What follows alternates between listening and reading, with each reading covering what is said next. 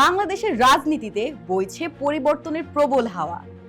নিরঙ্কুশ সংখ্যাগরিষ্ঠতা নিয়ে সরকার গঠনের পথে বাংলাদেশ জাতীয়তাবাদী দল বিএনপি, যার নেতৃত্বে রয়েছেন তারেক রহমান। তবে জনমনে এখন সবচেয়ে বড় প্রশ্নটি কোনো সংখ্যার নয়, বরং কাঠামোর। কেমন হতে যাচ্ছে তার প্রথম মন্ত্রিসভা? এটি কি সত্যি প্রজন্ম পরিবর্তনের সাহসী বার্তা, নাকি পুরনো রাজনীতিরই নতুন মোড়ক? দলীয় সূত্রগুলো আভাস দিচ্ছে এবারের মন্ত্রিসভা সাজানো হচ্ছে অভিজ্ঞতা এবং আগামী তারুণ্যের এক সুচিন্তিত মিশেলে। দীর্ঘদিনের রাজপথ কাঁপানো অনেক বয়োজ্যেষ্ঠ নেতাকে হয়তো নীতি নির্ধারণী বা পরামর্শক ভূমিকায় দেখা যাবে, আর ক্ষমতার কেন্দ্রবিন্দুতে যুক্ত হতে পারেন 10 থেকে 15 জন নতুন মুখ। অভিজ্ঞতার পাল্লা ভারী করতে মন্ত্রিসভায় গুরুত্ব পাচ্ছেন দলের মহাসচিব মির্জা ফখরুল ইসলাম আলমগীর, মেজর হাফিজ উদ্দিন আহমেদ, আমির খসরু মাহমুদ চৌধুরী, সালাউদ্দিন আহমেদ, ডক্টর আব্দুল মঈন খান, সেলিমা রহমান এবং গায়েশ্বর চন্দ্র রয়।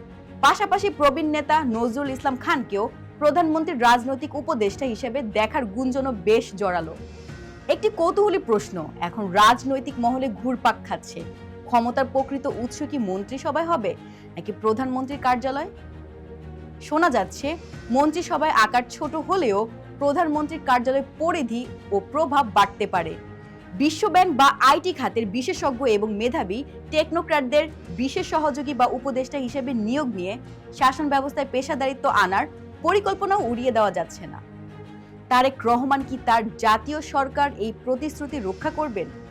মিত্র দলের নেতা জোনায়েদ সাকি কিংবা ব্যারিস্টার আন্দালিব রহমান পার্থর মতো জনপ্রিয় মুখগুলো মন্ত্রিসভায় থাকা মানেই হবে একটি প্রকৃত অন্তর্ভুক্তিমূলক রাজনীতির প্রতিফলন। এছাড়া সংখ্যালঘু গোষ্ঠী, পার্বত্য অঞ্চল এবং নারী নেতৃত্বের শক্তিশালী উপস্থিতি কি কেবল প্রতীকী হবে, নাকি তারা নীতি নির্ধারণী পর্যায়েও প্রভাব ফেলবেন তা দেখার অপেক্ষায় দেশ। 2001 সালের মন্ত্রিসভায় তুলনামূলক কম বিতর্কিত মুখদের ফিরিয়ে আনা হতে পারে এমন সম্ভাবনাও রয়েছে।